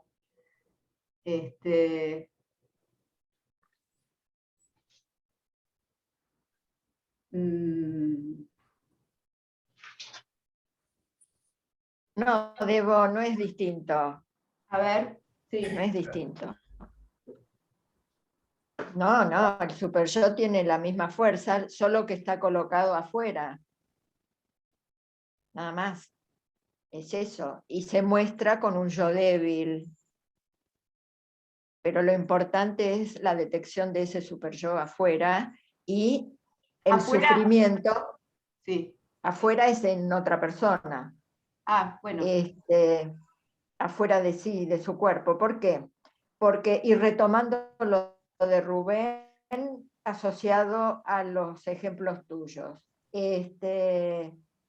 Rubén muestra la injuria que se puede hacer, se hace en la unidad psique-soma, y que vos retomás, Debo, vos lo retomás eso. porque, y vos tomás el goce, ¿no? Sí, el goce porque, sí, estás hablando, Mirta, se cortó. Porque digo que atraviesa cualquier nosología, es cuerpo, es el cuerpo el que manda. Manda el cuerpo, ¿eh? Es lo que prácticamente vos estás diciendo. Y es lo que muestra Rubén con la disociación entre psique-soma, ¿no? Entonces, como está encarnado en el cuerpo, lo que vos decís, Debo, es que hay que encarnar en la palabra lo que está encarnado en el cuerpo. Vos le das esas estaciones intermedias. Claro. ¿Sí? Bueno.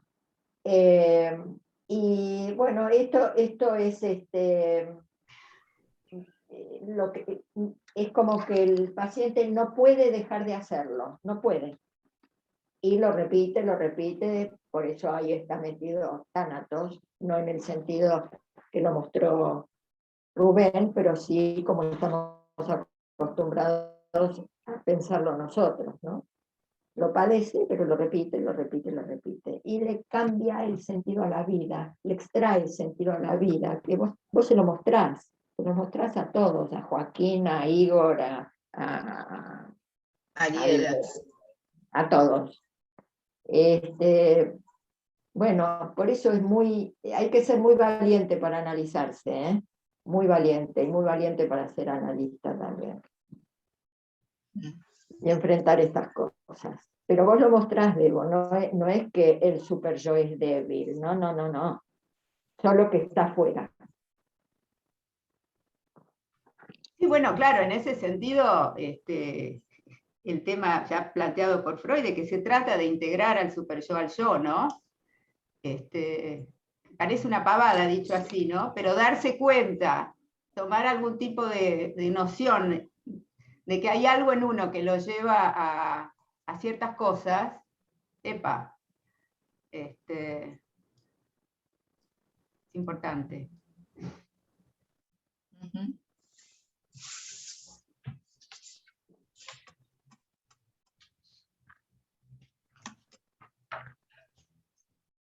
A ver.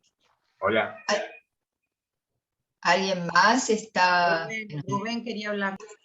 Sí. No, quería como si estuviéramos en una charla de café, intervenir un poquito en lo que estaban comentando Mirta y Débora, entrando en la clínica que no es la clínica del trabajo de Débora, como quedó muy claro, como lo comentó Vicente, que es una clínica de predominio neurótico, ¿no?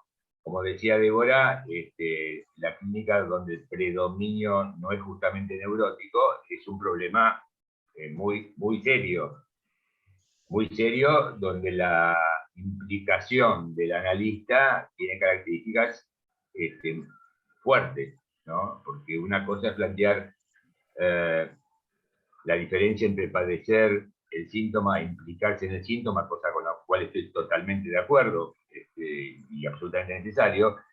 Y otra cosa es un nivel de implicación mayor, donde se implican los cuerpos en una forma bastante seria, ¿no?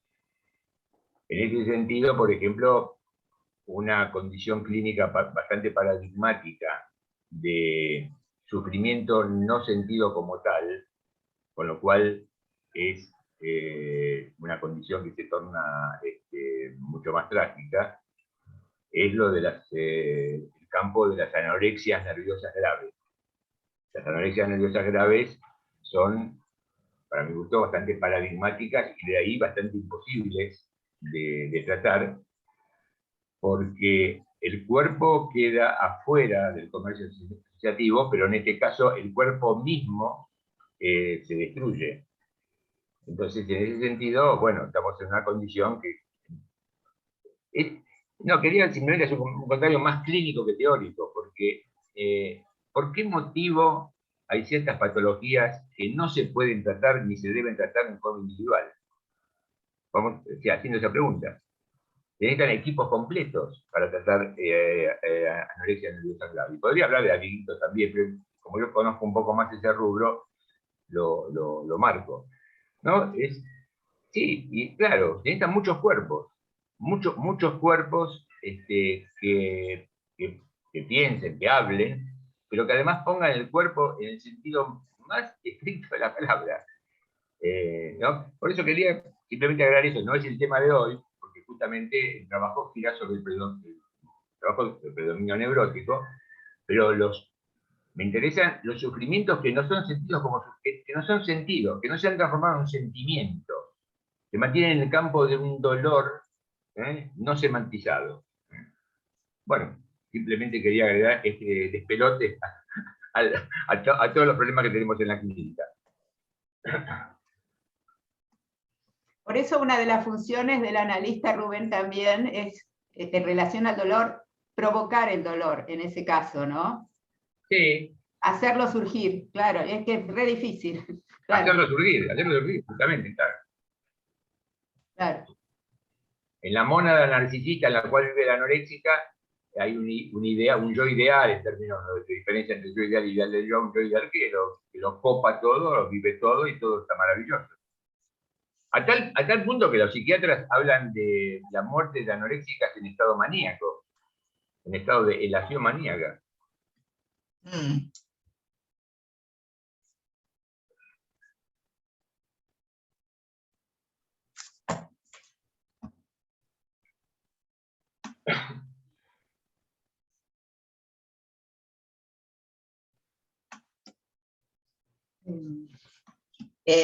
Diana, ¿estás levantando la mano? Diana Sí. Valenti. Adelante. Bueno, en primer lugar, bueno, me adhiero un poco a todo lo que se ha dicho antes, valoro muchísimo el trabajo de Débora, bueno, por muchas razones, porque nos va indicando como caminos en la clínica, ¿no? Ponerle el cascabel a Thanatos es incluir dentro de una complejidad bastante grande nuestra tarea, ¿no? Y dentro de los aspectos quería señalar simplemente uno, que es el tema de la graduación, ¿no? Vos hablás de estaciones intermedias dentro de las intervenciones, porque creo que en pacientes, bueno, dentro de esta graduación, digamos, de vulnerabilidades diversas, siendo que no tomamos pacientes muy graves, por ahí es muy delicado el equilibrio de la intervención, porque siempre me parece que está el riesgo de la retraumatización, ¿no? Entonces, ¿cuál es el punto? Porque lo que surge en muchos momentos son aspectos, digamos, muy sufrientes de ese paciente, muy traumáticos, que pueden llevar a una situación de gran sensibilidad, ¿no? Entonces salir de ese padecer e implicarse es todo un tema delicado, ¿no? Simplemente quería destacar eso, ¿no? El planteo tuyo de la gradualidad de la intervención, ¿no? Bueno, y gracias a las dos, a Débora y a Mirta. Gracias, Diana. A ver, alguien más que esté.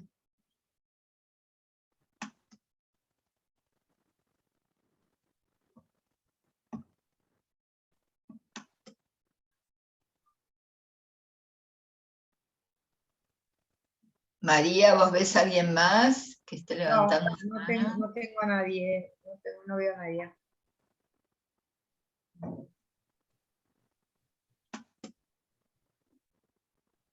Quedamos acá.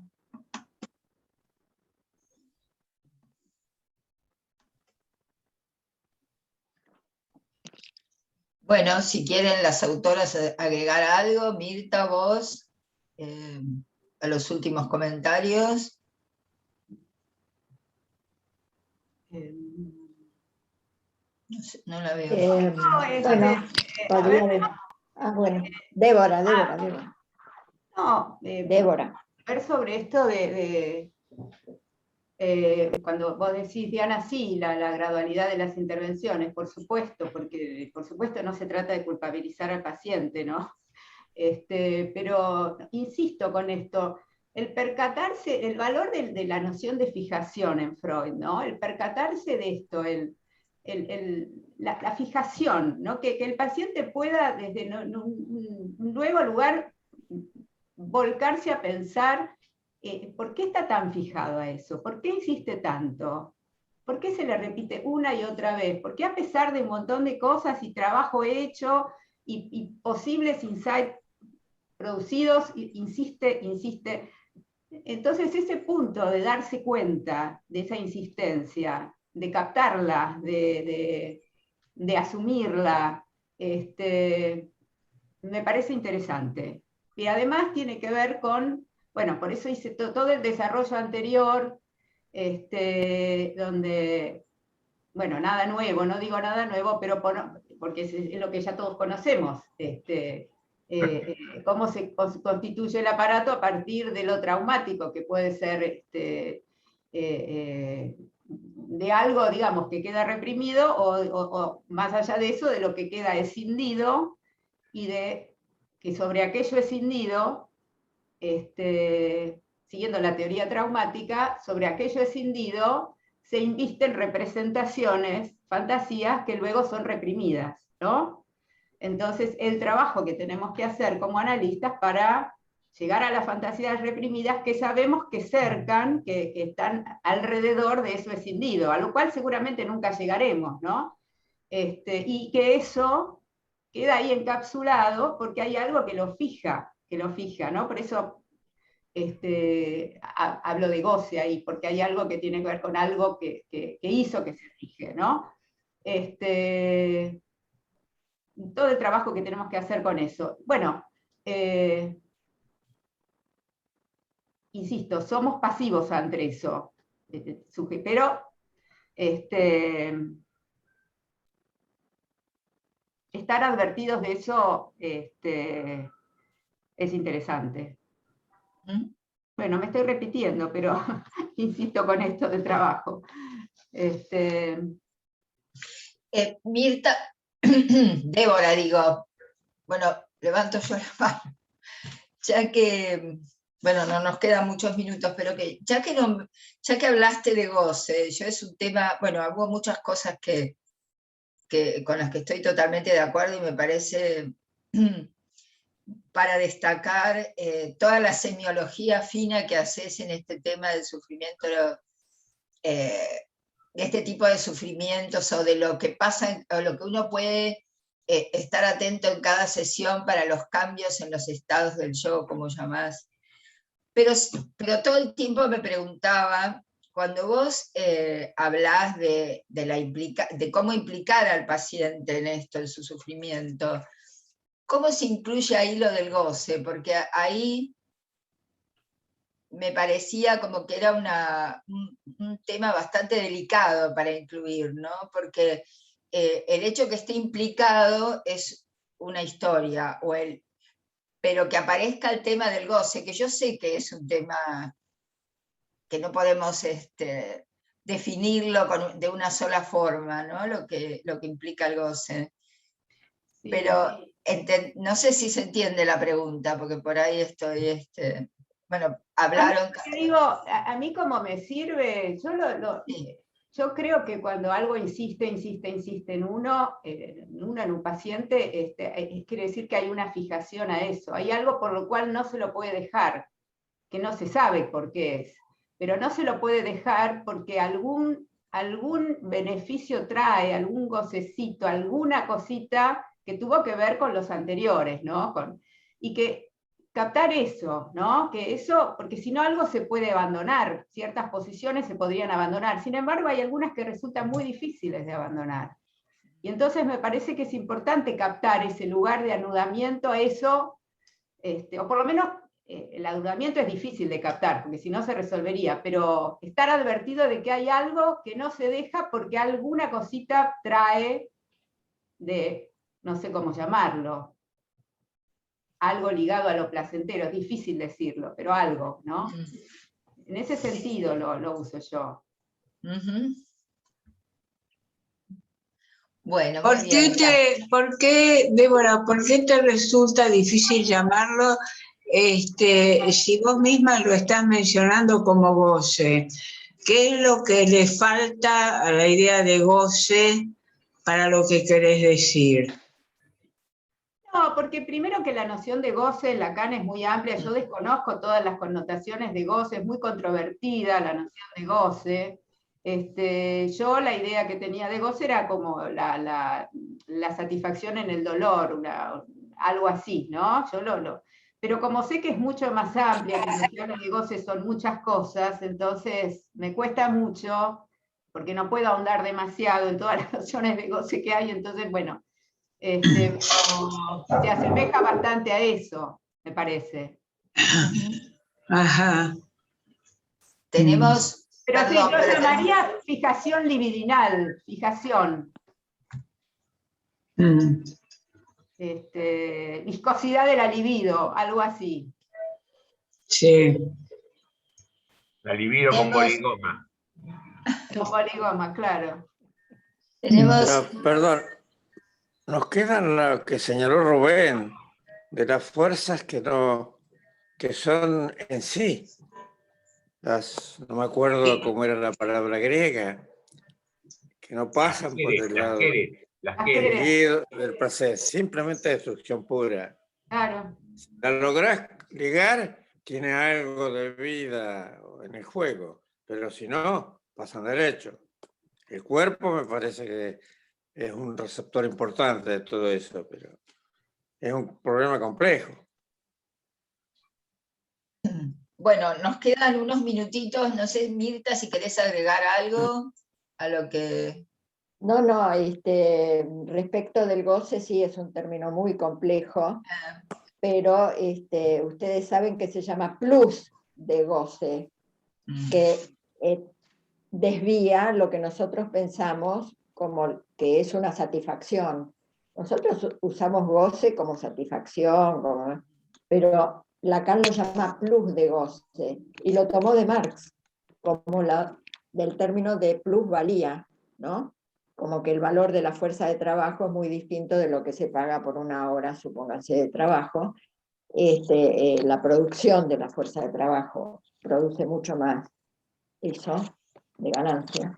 Y este plus de goce, no me voy a extender mucho, pero primero que es del cuerpo. Como dije antes, el cuerpo es llevado a hacerlo, a hacer algo que le resulta inconveniente. No quiero tomar ejemplos míos. Lo tenemos en los ejemplos de Débora. Débora los presentó muy bien, ¿no? Eso ante todo. Y bueno, ¿cómo se sale de eso? Débora dice, en principio señalando, ¿no? ¿Cómo decís? Señalando, haciendo señalamientos que operan como intervenciones fortísimas. Los lacanianos trabajan más sobre señalamientos que sobre interpretaciones como las entendemos nosotros. Sí. ¿No? Lo otro que les quería decir es que el masoquista erige al sádico. Ustedes me van a decir, sí, bueno, pero un padre castrador, un padre que no le deja, no quiere mandarle como legado que él trabaje en la misma casa, en la misma trabajo, qué sé yo, eso. Pero él lo sostiene. Él lo sostiene, lo abulta, lo sostiene en el tiempo también, ¿no? Eso es lo que tenemos que ver. Y de paso, cañazo, les digo que Massoc no escribió sobre el masoquismo. Y también la pasó muy mal por eso, porque se tomó su obra literaria, que era buenísima, muy exitosa, muy leída, porque la censura en tiempos de él no era la censura como la tenemos ahora. Los dos, Sade y Massoc, son críticos terribles de la situación social por la que estaban viviendo. Entonces, Massoc escribió sobre los marginales, sobre, en general, grupos marginales, judíos, gitanos, eslavos, bueno, etcétera, porque, y sobre lo queer y sobre todos las sexualidades que estamos viendo ahora. ¿Y qué hizo Kraft Ebing, perdón? Tomó estos rasgos de lo literario, esto, y armó una estructura que no es la que Masok estaba escribiendo. No es. Pero bueno, hasta ahí, porque es interesante esto también, cómo se arman las enfermedades. Quería decir también que me parecía muy lo que traigo, lo que Freud le cuenta a su amigo Román Roland, Freud teniendo 80 años y el significado que le da eso, o sea, la importancia de ese episodio en su vida, porque lo que Freud le dice es que casi no hago lo que quería hacer, que era ir a la Acrópolis, casi no lo hago. Imagínense Freud, que era Freud, casi, por no ir más allá de su padre, no lo hace, ¿no? Entonces, me pareció muy interesante, porque masoquismo también es no dejar que Eros se despliegue, ¿no? Eso también es tánatos. Y ir más allá del padre es poder dejarse desplegar por Eros. Por supuesto que también ir más allá del padre es reconocerle al padre sus dones, ¿no? Pero poder ir más allá de él. Bueno, quería agregar también que, insisto, estos señalamientos me parece que no hay que hacerlos de entrada y que hay que hacer primero todo el trabajo que nosotros sabemos hacer primero, ¿no? Bueno, yo les agradezco muchísimo la participación, que hayan estado, a Mirta, por supuesto, así que bueno, estoy muy contenta, gracias. Bueno, les agradecemos a todos que hayan venido y además muchísimas gracias por los trabajos, Débora y Mirta, así que nos vemos en la próxima reunión por el vidrio, como estamos acostumbrados. Un aplauso. Buenísimo, Débora, buenísimo.